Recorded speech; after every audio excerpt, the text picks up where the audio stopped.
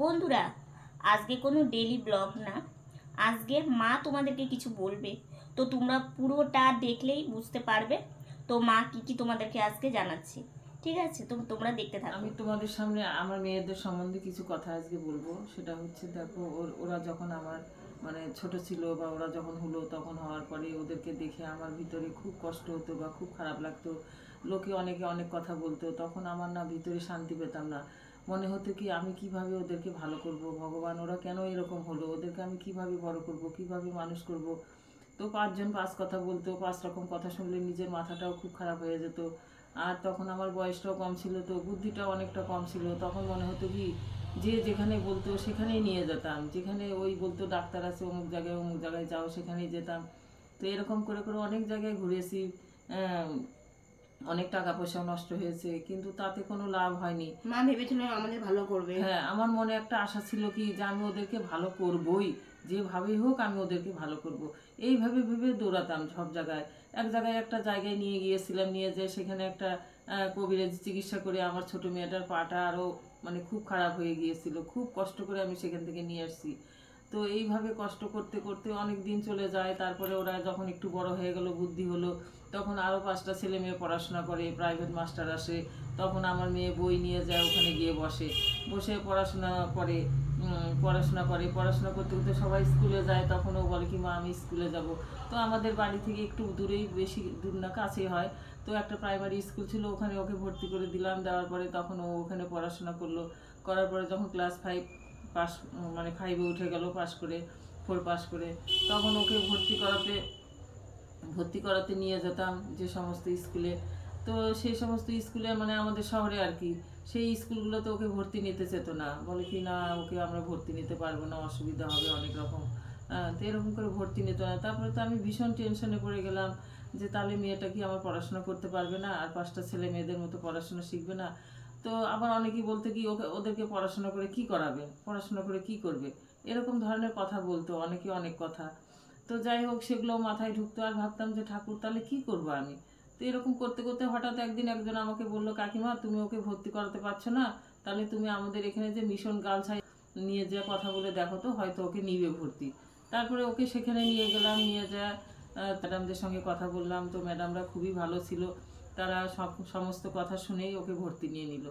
ভর্তি নেওয়ার পরে তারপরে ও সেখানে পড়াশোনা করলো। করার পরে সেখান থেকে মাধ্যমিক পাস করে বের হলো, রেজাল্টও অনেক ভালো করেছিল। তো সেই রেজাল্ট দেখে ওর বাবা তো খুব খুশি, খুব ভালো হলো। তারপরে উচ্চ মাধ্যমিক পাস করলো, কলেজে পড়াশোনা করলো। যাই হোক, এগুলো সমস্ত কিছু হয়ে গেল। তো এর মধ্যে হচ্ছে ওদের ভিতরে একটা অনেক ধৈর্য আছে বা বুদ্ধি আছে বা জ্ঞান আছে। আর ওরা না একটা কথা কি ভীষণ শান্ত, একটা কথা কি ওদের কোনো রকম বায়না নেই বা কোনো জেদ নেই, কোনো সময় কোনো ঝামেলা করে না। এটাই ওদের একটা ভিতরে ভালো গুণ আছে।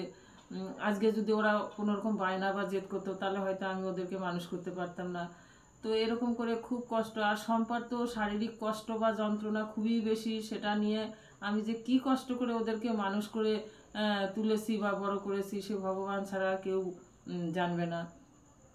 তাই আজকে হঠাৎ করে মনে হলো যে তোমাদের কাছে আমি কিছু আমার কথা শেয়ার করি। তাই এখন দেখো, দেখতে দেখতে দিন অনেক হয়ে গেল, মেয়েটা এখন পড়াশোনা শিখেছে। তাই এখন একটা নতুন কোনো চিন্তাধারা নেওয়ার মতন আশা করেছি। আজকে আমরা যে বাবা মা ওর সম্বন্ধে যে চিন্তাধারাটা আমরা নিয়েছি, সেটা আমরা যদি না ভাবি তাহলে এটা কে ভাববে বলো। আমরা যদি না ভাবি, ওদের এই কথাগুলো কে ভাববে ওদের সম্বন্ধে। তো আজকে ওরা যদি একটা বোন ভালো হতো, তাহলে এক বোন আর এক বোনের জন্য ভাবতো, কিন্তু সেটা তো না। তাহলে সেই জন্যে আমরা এই চিন্তাধারাটা নিয়েছি যে দেখা যাক যে টুম্পা সম্বন্ধে এটা কি হয়, কি হচ্ছে না হচ্ছে, তোমরা সব কিছুই জানতে পারবে। তো তো আমার ছোট মেয়ে সম্বন্ধে তোমাদেরকে আমি এই কথাগুলো জানালাম। তো এখন কথা হচ্ছে যে দেখো, আগালে কি হয় পিছালে কি হয়, ভীষণ চিন্তা হয় ভিতরে যে কোনটা করলে যে কি হবে, কোনটা বা ভালো কোনটা বা মন্দ। বন্ধুরা, এগুলো কিছু জানি না। তো এখন জানি না, সবকিছু ভগবান ভরসা, ভগবান যেটা করবে সেটাই হবে।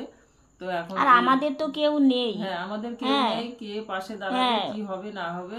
তো তোমরা যেটা ভালো হয় সেটাই তোমরা জানায়ও, আর দেখা যাক তাতে ভগবান কি করে। আর যা কিছু হয় সবই তোমাদেরকে জানাবো, তোমাদের সঙ্গে নিয়ে সবই ভগবান যা চাইবে তাই হবে, যা চাইবে সেটাই হবে।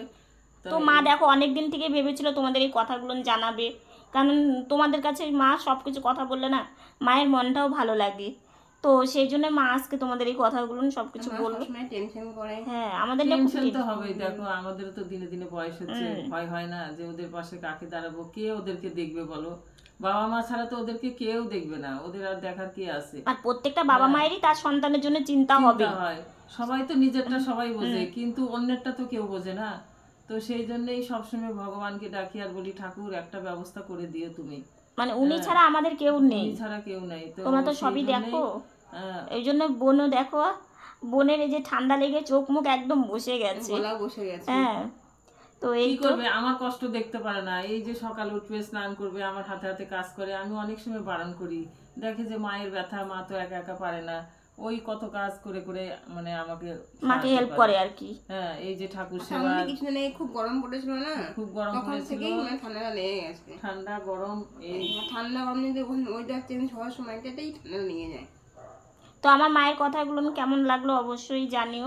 তো আজকে মা বোন তোমাদের সামনে আসলো, তোমাদেরকে এই কথাগুলো জানাতে পেরে মায়ের মনটা কিন্তু অনেকটাই হালকা হয়েছে, তাই না মা? কি করব, কাকে বলবো, হ্যাঁ। কোথায় যাব, আমি না পথ খুঁজে পাই না, জানো তো। অনেক সময় আমাকে খুবই খারাপ লাগে, ভিতরে কি অনেকটা অশান্তি বোধ হয়, শান্তি পাই না।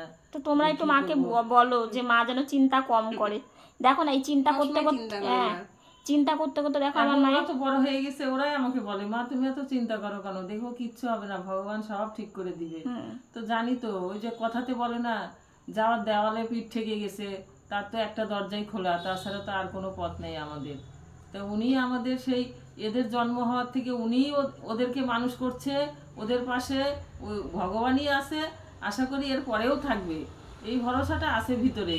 তবু তো মানুষের মন তো অনেক কথাই বলে, কখন যে কি মনে জাগে সে ভাবা যায় না। তো তোমরা মাকে অনেক কথাই মানে শুনলে মায়ের, তো মাকে ভালো করে বুঝিয়ে বলো, কারণ মা চিন্তা করতে করতে দেখো শরীরটা শুধু শুকিয়ে যাচ্ছে মায়ের। তো আজকের ভিডিওটা এতটুকুনি। তো বোন টাটা। ভিডিওটি ভালো লেগে থাকে লাইক তোমরা কমেন্ট ভালো শেয়ার থেকো, করো। সবাই সুস্থ থাকো। যদি ভালো লাগে তাহলে তোমরা সবাই কমেন্টে লিখে নতুন জানাবে। ভিডিও নিয়ে খুব তাড়াতাড়ি আসছি। Good night, tata.